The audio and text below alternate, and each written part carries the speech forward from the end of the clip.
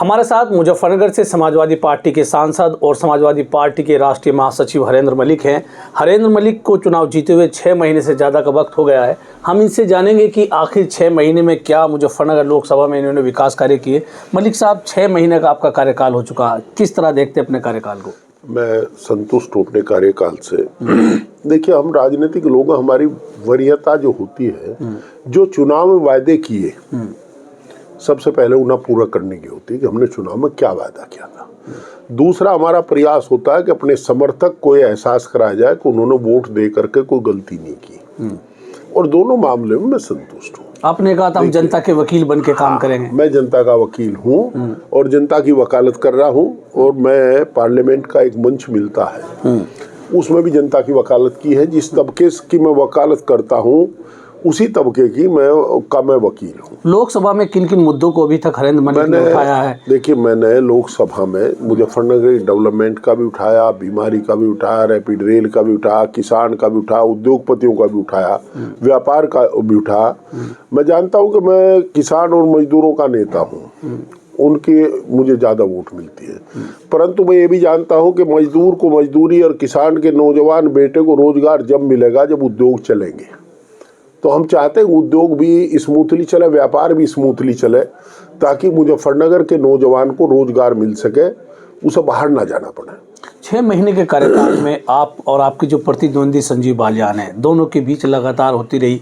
कभी rapid rail की चिट्ठी को लेकर के होता रहा, कभी वो कहते रहे पिता पुत्र की सत्ता है। तो किस तरह देखते हैं सब इन चीज़ों को? देखिए, मैं राजनीतिक आदमी हूँ। मैं BSc LLB में जब एडमिशन लिया तब से राजनीति कर रहा हूँ। हमने बहुत उतार चढ़ाव देखे। मैं बहुत चुनाव जीता हूँ, 6ठा चुनाव जीता और हारा भी बहुत हूँ, 5 चुनाव हारा भी हूँ। तो मैं कोई इस बात की नहीं करता। जो राजनीतिक लोग होते हैं उनके हाजमे ज़्यादा होते हैं। वो संवेदनशील भी होते हैं परंतु हाजमे भी होते हैं। और राजनीतिक लोग होने के, राजनीतिक व्यक्ति होने के नाते मैं संवेदनशील भी हूँ। कोई क्या कहे इसकी मुझे परवाह नहीं रहती। जब पिता पुत्र को दायित्व दिया है सरकार ने, पिता पुत्र को दायित्व दिया है जनता ने, तो हम संविधान के अनुकूल कार्रवाई करने में कोई कमी नहीं छोड़ेंगे। पिता पुत्र मैं भी करूँगा और उससे भी कराऊंगा। पंकज मलिक जी? हाँ, यद्यपि मुझे खुशी इस बात की है कि मेरे से ज़्यादा एक्टिव है।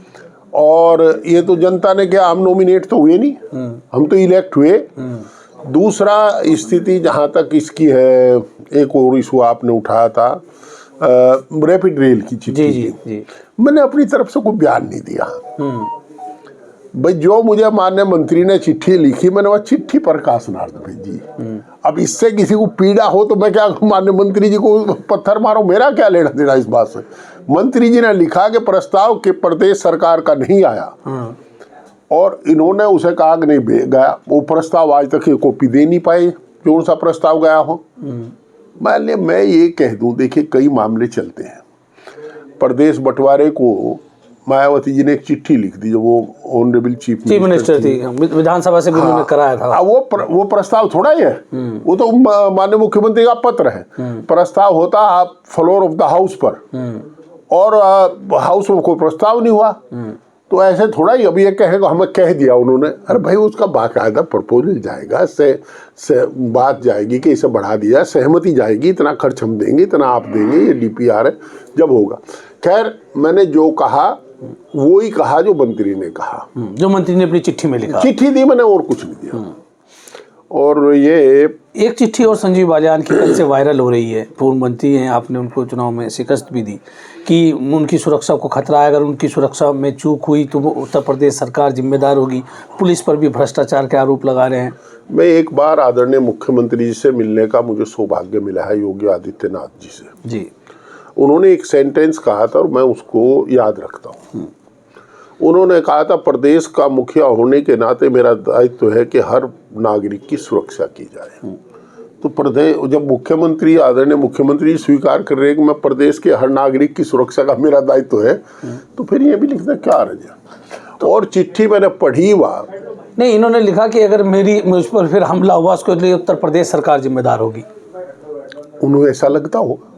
क्योंकि उन्होंने कहा कि सरकार तो उनकी है। लोकसभा चुनाव में भी उन पर हमला हुआ था। कहाँ हुआ था? तो वो उन्होंने चिट्ठी में लिखा कि लोकसभा चुनाव के दौरान। हमारी जानकारी नहीं भाई। और देखो मैं आपको बताऊं, जहां तक सुरक्षा की बात है, परिस्थिति के साथ साथ सुरक्षाएं बढ़ती घटती हैं। हम चाहते हैं कि सबको सुरक्षा मिले, आम नागरिक सुरक्षित रहे। और जहां तक आदरणीय बालियान जी की बात है, उनको भी पूरी सुरक्षा दी जाए। और सुरक्षा नहीं, 8 महीने से सुरक्षा उनके पास थी, लेकिन मंसूरपुर थाने का एक वीडियो वायरल हो जाता है, सुर्खियां बटोर जाती है, पुलिस पर आरोप लगता है। एक बात बताओ, मैं तो इस बात को मानता नहीं। मेरे साथ जब झगड़ा था, 7-8 कर्मचारी पुलिस के रहे मेरे साथ।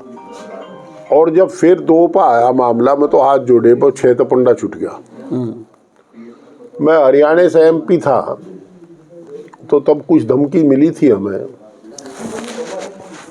तो उस समय भी मेरे साथ 6 थे, 4 तो AK-47 वाले थे और 2 कार्बाइन वाले थे। और 7 हुआ था मेरे साथ यूपी से, 8 हुआ था दिल्ली से। दिल्ली के 3 थे, वो 8-8 घंटे की ड्यूटी रहे दिल्ली में। तो फिर कम हो गए। मैं तो 5 साल बिना सिक्योरिटी के भी रहा, क्योंकि हमारी सरकार पार्टी ने कहा कि आप सिक्योरिटी नहीं मांगोगे। संजीव बालियान के उस बयान को किस तरह देखते हैं? कुछ दिन पहले कहा तहसील थानों में भ्रष्टाचार है, मंसूरपुर थाने पहुंच जाते हैं, कहते हैं पुलिस जब कब्जा करा रही, जबकि वास्तविकता ये थी कि सिविल जज जो थे उसके ऑर्डर के बाद पुलिस गई थी, पहले पुलिस अपनी तरफ से नहीं गई थी। ऐसा है, मेरी बात सुनो जी। ना तो मैं सरकार का वकील हूँ और ना संजीव बालियान जी का। अगर संजीव बालियान जी कोई बात कह रही और सरकार कोई बात और कह रही, सरकार तो उनकी है, बैठ कर अपनी सुलझा लो भाई। तो इनकी सरकार तो इनकी है, इनकी पार्टी की सरकार है। हाँ, डिप्टी SP का बयान मैंने पढ़ा, उनका पढ़ा, कौन सी बात सही है? जब मैंने पेपर सीन देखे, मैं क्या नहीं, पेपर हमने देखे, उसमें हम चाहते हैं कि संजीव बालियान जी को पूरी सुरक्षा मिले और वो सुरक्षित रहें, संरक्षित रहें। तो हमें कोई दिक्कत नहीं उसमें, हम तो चाहते हैं कि उन्हें सुरक्षा मिले। तो अभी उसी पुराने मुद्दे पर आ जाते हैं। तो 6 महीने कार्यकाल हो गया, आगे क्या हरेंद्र मलिक का लक्ष्य है कि मुजफ्फरनगर लोकसभा क्षेत्र में क्या किया जाएगा? मैंने अब तक एक भी तो राशन के डीलर की शिकायत नहीं करी, एक प्रधान की शिकायत नहीं करी, और ना किसी चेयरमैन की शिकायत की, ना लोकतांत्रिक मूल्यों का ह्रास किया। जो हमने पहली बात कही थी लोगों को, हमने हर बात को जो कही थी उसे अक्सर से पालन करने का प्रयास किया है। प्रतिकूल परिस्थिति है, सरकार दूसरी है, पर उसके बावजूद भी ये जानते हुए कि हमें संवैधानिक अधिकार हैं, और अब तक तो सौभाग्य है हमारा कि हम अधिकारी को जनता की समस्याओं से कन्विंस कर लेते हैं। हमें कोई ऐसा कटु अनुभव नहीं हुआ कि कोई अधिकारी अडिग हो इस बात के लिए कि मैं ये काम नहीं करूँगा। अगर काम होने लायक है तो सभी अधिकारी कर देते हैं। हम तो भाई जब MLA MP थे जब भी कर देते थे हमारे, तो हम तो अपना तरकीब से तो आप ये कह रहे हैं अधिकारी अगर जेन्युइन काम है तो हो जाता है, उसमें दिक्कत नहीं। एक अधिकारी की मानसिकता है। कोई अधिकारी हो, चौचरण सिंह कहा करते थे कि अधिकारी सबसे ज्यादा होशियार माना जाता अरबी घोड़े को, बड़ा संवेदनशील होता है अरबी घोड़ा, पर अधिकारी उससे ज्यादा होशियार होता है। ये नेता को पहचानता है। अधिकारी के दिमाग में होना चाहिए कि जो राजनीतिक आदमी है, सामाजिक आदमी तेरे से बात कह रहा है, वो झूठ नहीं बोल रहा, चीट नहीं कर रहा, और ये पैसे लेके नहीं कह रहा। 3 बात ना हो तो अधिकारी सुन ही लेता है। आजकल कल भी एक मामला हुआ, हरेंद्र मलिक को हाजी हरेंद्र मलिक कहा गया। क्या देखते हैं आपके खिलाफ एक मुहिम चलती है, मुहिम चल रही है? देखो कुछ ही कह लो, मुझे वही मौजूद आदमी बता रहा था, उनको 15-20 आदमी थे जिनमें आधे ज्यादा कह रहे थे वह गलत कर रहे। अब सबको पता, ये तो किसी का कोई राजनीतिक आदमी किसी धर्म की, जाति की, क्षेत्र की, कहीं ना कहीं इनके पीछे आपके विरोधी हो सकते हैं। करते नहीं, सीधे सीधे डॉक्टर संजीव बालियान है। अच्छा, इससे क्या है, वो करते हैं। वो ये सोच रहे कि जो तेरे साथ हुआ था तो उकसा कर हरिंदर को भी ये करवा दो भाई। आदरणीय डॉक्टर साहब, उनके साथ क्या हुआ था? आप वो वो उनके साथ ऐसा ही हादसा हुआ था, उन्होंने रिपोर्ट लिखवा दी थी, वहाँ पुलिस भेज दी थी खेड़ा गांव में, सरधरा थाने में। डॉक्टर साहब को शायद ये पता नहीं, मेरा 48 साल का लंबा कैरियर है राजनीति का। मैं बहुत सोच समझ के करता हूँ। हमें तो गाड़ी भी यही दे और वोट भी यही देंगे, और वोट भी यही दे, और जय भी यही बोल रहे हैं। और भाई जहाँ तक स्थिति है, हमारे से किसी को, जाति को, क्षेत्र को, धर्म को, मान लिया कहीं को हानि हो जाए, हम खेद व्यक्त कर लेंगे, हमें क्या दिक्कत है। राजनीतिक व्यक्ति को बड़ा दिल रखना चाहिए, बड़ा दिल रखना चाहिए। और मैं आपको बता रहा, मतलब कहूँ था, मेरे से कल किसी ने चर्चा की है कि जी राजपूत समाज नाराज है, आप खेद माँ, मेरा तो अभी खेद। अगर मैंने, पर मुझे पता, मैंने राजपूत समाज का नाम कहा लिया, मैंने कहा किस है भाई, वो भी यही कह रहे, हम भी यही कह रहे। अजय हवा पता भी नहीं था, मैं तो रात को नींद तो रही थी, वो आ गया और उन्होंने कहा जी इसमें बता दो कुछ। पहले और इंटरव्यू लिया मेरे से, अच्छा, वो मैं सो गया, फिर उन्होंने कहा जी इस पर और बोल दो। अच्छा, इंटरव्यू करते करते हाँ, आप अच्छा। उसमें इंटरव्यू में देखे मेरी आंख बिछ रही। मैंने कहा हमें नहीं पता कुछ भी, हमने तो पहले वो देखा, अब ये देखा, आग नहीं हमें पता। अब जी फलाना नु कह रहा, उसे ज्यादा पता होगा। और उनने अपने आप क्या नमक मिर्च लगाई भाई, वो तो भगवान जाने। पर हमारा कभी उद्देश्य किसी जाति, किसी धर्म, किसी क्षेत्र, किसी समुदाय को ठेस पहुंचाना नहीं है। फिर भी हम जानते हैं यदि हमारे किसी बात से किसी को ठोस पहुंचे तो हमें खेद व्यक्त करने में भी कोई संकोच नहीं रहता, क्योंकि हम ये जानते हैं कि हम जनता से हैं, जनता हमारे से नहीं है, और हम जनता के वकील हैं। वकील का दायित्व तो होता है कि अपने क्लाइंट की पूरी पैरोकारी करें।